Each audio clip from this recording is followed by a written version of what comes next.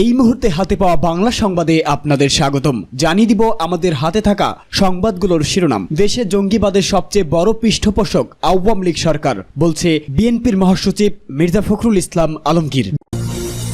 জানাবো দেখা মাত্র গুলি চালানো নিয়ে ইউরোপীয় ইউনিয়নের গভীর উদ্বেগ। এরপরেই থাকবে চলমান গণহত্যার জন্য দায়ী শেখ হাসিনা ও তার মন্ত্রীদের বিচারের মুখোমুখি করতে হবে বলে মন্তব্য মাহমুদুর রহমানের। এছাড়াও থাকবে জাহাঙ্গীরনগর বিশ্ববিদ্যালয়ে লাল কাপড় বেঁধে প্রতিবাদ।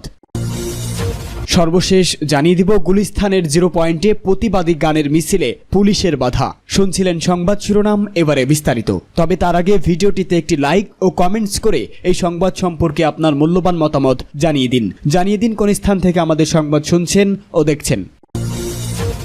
দেশে জঙ্গিবাদের সবচেয়ে বড় পৃষ্ঠপোষক আওয়ামী লীগ, বলছে ফখরুল। জামাত শিবিরকে নিষিদ্ধ করা সরকারের ইস্যু পরিবর্তনের অপকৌশল বলে মন্তব্য করছে বিএনপি মহাসচিব মির্জা ফখরুল ইসলাম আলমগীর। তিনি বলেন, এদেশে জঙ্গিবাদের সবচেয়ে বড় পৃষ্ঠপোষক হল আওয়ামী লীগ সরকার। গুলশানে বিএনপি চেয়ারপারসনের কার্যালয়ে তিনি একথা বলেন। তিনি বলেন, আওয়ামী লীগের রাজনৈতিক সদিচ্ছা থাকলেও শুরুর দুদিনেই এই সংকটের সমাধান করা যেত।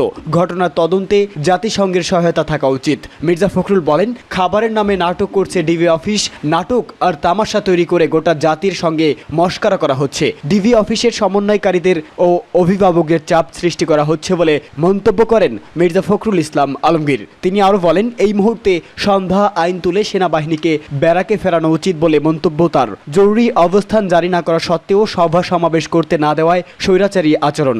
রাজনৈতিক সদিচ্ছা থাকলে শুরুর 2 দিনেই এই সংকট সমাধান করা যেত। এ সময় বিএনপির মহাসচিব বলেন, আওয়ামী লীগ নয়, অদৃশ্য এক শক্তি দেশ পরিচালনা করছে। আইন শৃঙ্খলা রক্ষাকারী বাহিনীর মধ্যে বাড়তি উদ্বেগ দেখা যায়। তাদের প্রজাতন্ত্রের কর্মচারী হিসাবে কাজ করা উচিত বলেও মন্তব্য করেন তিনি।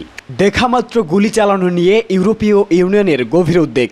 বাংলাদেশের সরকারি চাকরিতে কোটা সংস্কারের দাবিতে আন্দোলনকারী শিক্ষার্থীদের উপর আইন শৃঙ্খলা রক্ষাকারী বাহিনীর সদস্যদের দেখামাত্র গুলি চালানোর নির্দেশনা এবং বেআইনি হত্যাকাণ্ডের গভীর উদ্বেগ প্রকাশ করেছে ইউরোপীয় ইউনিয়নের পররাষ্ট্রনীতি বিষয়ক প্রধান জোসেফ ব্যারেল। একই সঙ্গে আন্দোলনের জেরে সৃষ্টি সহিংসতার ঘটনায় পুনরুত্থান পঙ্খানুপক্ষ তদন্ত করে দায়ীদের বিচারের আওতায় আনার দাবি জানিয়েছেন তিনি। গত 27 জুলাই লাওসে দক্ষিণ পূর্ব এশিয়ার দেশগুলোর জোট আসিয়ানের মন্ত্রী পর্যায়ের বৈঠকে বাংলাদেশের প্রতিনিধি ও সাবেক পররাষ্ট্রমন্ত্রী ডক্টর একে আব্দুল মোমেনের কাছে সব বার্তা স্পষ্ট করে দেন জোসেফ বরল। ইউরোপীয় ইউনিয়নের পক্ষ থেকে এক বিবৃতিতে বিষয়টি জানানো হয়েছে। বিবৃতিতে বলা হয়, সাম্প্রতিক দিনে বাংলাদেশি কর্তৃপক্ষের শুট অন সাইট নীতি বা দেখামাত্র গুলির নীতি এবং বেআইনি হত্যাকাণ্ডের ঘটনায় জোসেফ গভীরভাবে উদ্বিগ্ন। এছাড়া আইন প্রয়োগকারী কর্মকর্তাদের হত্যা, সহিংসতা, নির্যাতন, গণগ্রেপ্তার ও সাম্প্রতিক নানা ধরনের সম্পত্তির ক্ষয়ক্ষতি নিয়েও গভীরভাবে উদ্বিগ্ন হওয়ার কথা বলেন তিনি। এসব ঘটনার পুঙ্খানুপুঙ্খ তদন্ত করে দায়ীদের বিচারের আওতায় আনার দাবি করেন তিনি। একই সাথে প্রতিবাদকারী এবং সাংবাদিক ও ছোট শিশু সহ অন্যদের বিরুদ্ধে আইন প্রয়োগকারী কর্তৃপক্ষের অতিরিক্ত ও প্রাণঘাতী বল প্রয়োগের অসংখ্য ঘটনার জন্য অবশ্যই পূর্ণ জবাবদিহির দাবি করেন তিনি। গ্রেপ্তার হওয়া হাজার হাজার মানুষের ক্ষেত্রে যথাযথ প্রতিক্রিয়া মেনে চলার আহ্বান জানান ইউরোপীয় ইউনিয়নের পররাষ্ট্রনীতি প্রধান। আমার দেশ সম্পাদক মাহমুদুর রহমান বলেছেন, বাংলাদেশে অনির্বাচিত ফ্যাসিবাদী সরকার গণহত্যা চালিয়ে যাচ্ছে। বিবিসি সহ আন্তর্জাতিক মিডিয়া 106 জন তরুণ ছাত্র নিহত হওয়ার খবর প্রচার করলেও প্রকৃত নিহতের সংখ্যা আরও অনেক বেশি। গুরুতর আহতের সংখ্যা কয়েক হাজার। এই গণহত্যা চালানো হয়েছে আইন শৃঙ্খলা বাহিনী ও আওয়ামী লীগ সন্ত্রাসী ক্যাডারদের মাধ্যমে। তিনি বলেন, ওবায়দুল কাদের ঘোষণা করেছে, দেখা মাত্রই গুলির নির্দেশনা দেওয়া হয়েছে।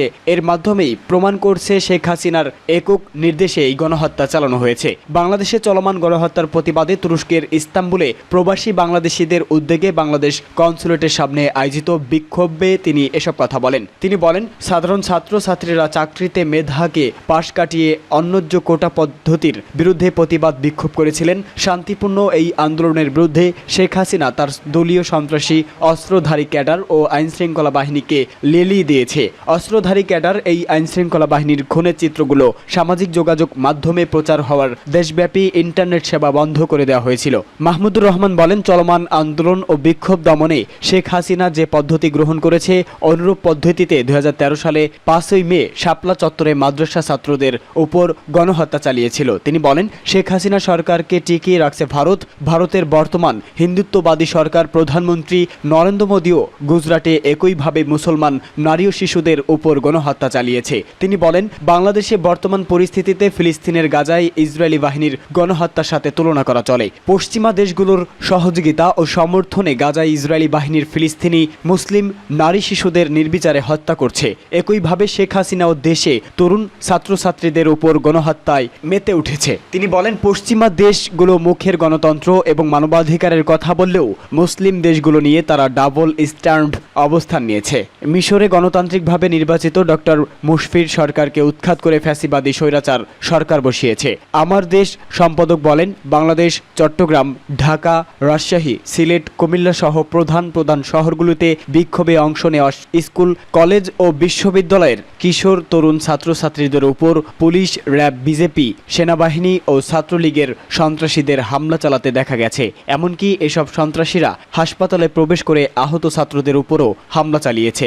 আন্তর্জাতিক কমিউনিটি ও মুসলিম দেশগুলোর প্রতি আহ্বান জানিয়ে তিনি বলেন, বাংলাদেশের চলমান গণহত্যার বন্ধে এখনই কার্যকর উদ্যোগ নিতে হবে। নিরীহ ছাত্রছাত্রীদের উপর গণহত্যার জন্য দায়ী শেখ হাসিনা, তার স্বরাষ্ট্রমন্ত্রী আসাদুজ্জামান, আইনমন্ত্রী আনিসুল হক সহ দায়ী ব্যক্তিদের বিচারের আওতায় আনার ব্যবস্থা করতে হবে। আইনশৃঙ্খলা বাহিনীর চিহ্নিত ফ্যাসিবাদদের এই গণহত্যার জন্য বিচারের মুখোমুখি করতে হবে। তিনি বলেন, মানবতা বিরোধী এই অপরাধ বন্ধ এবং মানুষের অধিকার প্রতিষ্ঠায় আন্তর্জাতিক কমিউনিটি এবং মুসলিম দেশগুলো কূটনৈতিক ও অর্থনৈতিক চাপ প্রয়োগ করতে পারে। এই বিক্ষোভে প্রবাসী বাংলাদেশি ছাড়াও তুরস্কের স্থানীয় সিভিল সোসাইটির প্রতিনিধিরা উপস্থিত ছিলেন।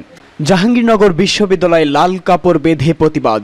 কোটা সংস্কার আন্দোলন ঘিরে হত্যা, নিপীড়ন ও হয়রানির প্রতিবাদে মুখে লাল কাপড় বেঁধে বিক্ষোভ ও প্রতিবাদ করছে জাহাঙ্গীরনগর বিশ্ববিদ্যালয়ের শিক্ষক ও শিক্ষার্থীরা। মুখে লাল কাপড় বেঁধে মৌন মিছিল করছে নিপীড়নের বিরুদ্ধে জাহাঙ্গীরনগর ব্যানারে বিভিন্ন বিভাগের শিক্ষকরা। একই দিনে কেন্দ্রীয় কর্মসূচির অংশ হিসাবে চোখে মুখে লাল কাপড় বেঁধে শিক্ষকদের সাথে সংহতি জানান বৈষম্য বিরোধী ছাত্র আন্দোলনের ব্যানারে শিক্ষার্থীরাও।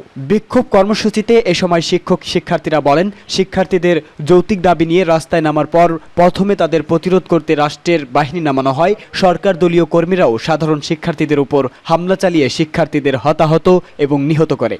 রাজধানীর গুলিস্তানের 0 পয়েন্টে এলাকায় প্রতিবাদী সামাজিক সাংস্কৃতিক সংগঠনের উদ্যোগে আয়োজিত প্রতিবাদী গানের মিছিলে বাধা দেয় পুলিশ, বন্ধ করে দেয় মিছিলটি। এ সময় পুলিশের সঙ্গে সংগঠনটির সদস্যদের ধস্তাধস্তি ও বাকবিতণ্ডা হয়। আজ বিকেল 3:15 থেকে 3:30 পর্যন্ত এই ঘটনা ঘটে। পরে সংগঠনটির সদস্যরা রাস্তায় বসে পড়েন। আয়োজকরা বলেন, সাম্প্রতিক ছাত্র জনতা হত্যা, নির্যাতন, গণগ্রেফতার ও হামলা মামলা ইত্যাদির প্রতিবাদেই এমন আয়োজন করা হয়েছে। প্রতিবাদী গানের মিছিলে উপস্থিত উদীচীর সাধারণ সম্পাদক এবং সাবেক সাধারণ সম্পাদক সহসভাপতি জামশেদ আহমেদ তপন বলেন, আমরা শান্তিপূর্ণ সুশৃঙ্খলার মিছিল নিয়ে বাহাদুর শাহ পার্কের দিকে যেতে চেয়েছিলাম, কিন্তু পুলিশের বাধার কারণে সেটি সম্ভব হয়নি। সেজন্য আমরা সড়কেই অবস্থান নিয়েছি।